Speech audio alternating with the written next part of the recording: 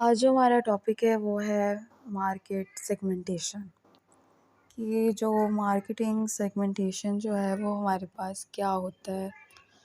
पहले जो हमने प्रीवियस चैप्टर में किया था डिस्कस वो ये कि मार्केट सेगमेंटेशन में हम लोग इंडस्ट्री, कंपनी, साइज़, उसके लिहाज से प्रोडक्ट को सेगमेंट के तौर पे अलग अलग कर लेते हैं और उसको बिज़नेस मार्केट में यूज़ करते हैं। फिर कंपनीज़ जो होती हैं उसको इंटरनेशनल मार्केट पे कन्वर्ट करने के लिए अपने प्रोडक्ट्स को ज़्यादा से ज़्यादा सेल करती हैं लीगली या फिर लीगल फैक्टर्स और पॉलिटिकल फैक्टर्स के थ्रू।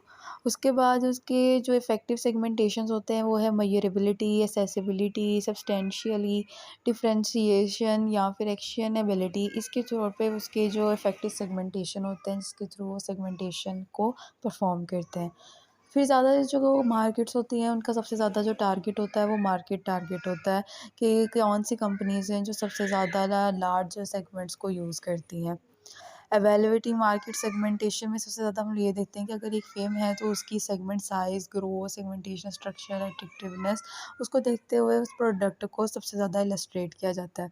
पहले उसका जो साइज़ होता है, उसके वेट और उसकी जो अट्रैक्टिवनेस होती है उसके लिहाज से उसको अलग सेगमेंट पे दूसरे सेगमेंट के मुताबिक सेपरेट कर लिया जाता है।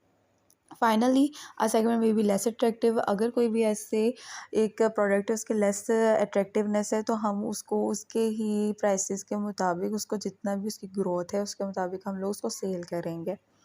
फिर वो ये होता है कि हमारे पास वो अनडिफरेंशियल मार्केटिंग होती है। उसमें हम लोग एक fight to decide ignore market segmented differences. उसके अंदर हम लोग जो मार्केट के सेगमेंट के डिफरेंसेस होते हैं उसको इग्नोर करते हैं। नो डाउट कि उनकी जो प्रोडक्ट्स होती हैं हम उनके साइजेस, वेट्स उसके लिहाज से उनका कंपैरिजन करते हैं, बल्कि उसके जो उसकी स्ट्रेटजी होती है उसके अंदर उसकी कॉस्ट में इंक्रीज करते हैं या डिक्रीज़ करके उसमें उतने ही हम लोग ज़्यादा अपनी प्रॉफिट लेते हैं। Third market coverage strategy concerned marketing है especially appealing when company resources are limited instead of share on a few second। और लार्जर कंपटीटर में decide to enter the same segment के जो लार्जर कंपटीटर होते हैं वो सेगमेंट में same तौर पे एंटर होते हैं। फिर वो ये है कि वो इंजॉय करते हैं ऑपरेटिंग इकोनॉमीज़ को, स्पेशलाइजेशन को, कंसल्टिंग मार्केटिंग को। वो मार्केटिंग कवरेज स्ट्रेटजी को यूज़ करते हैं प्रैक्टिकली या फिर उसके लाइफ साइकिल के तौर पे उसको कंसीडर कर लेते हैं।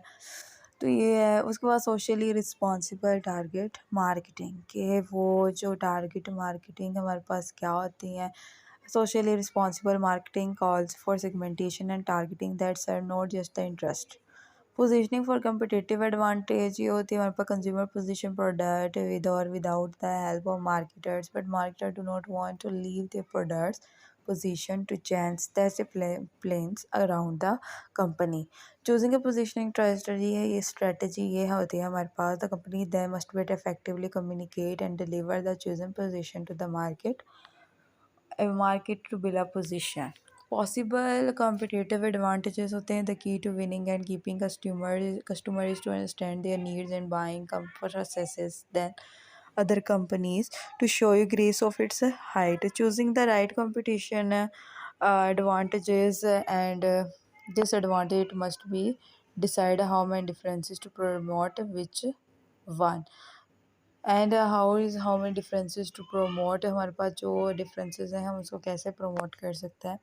ये हमारे पास आज का जो था हमारा टॉपिक था।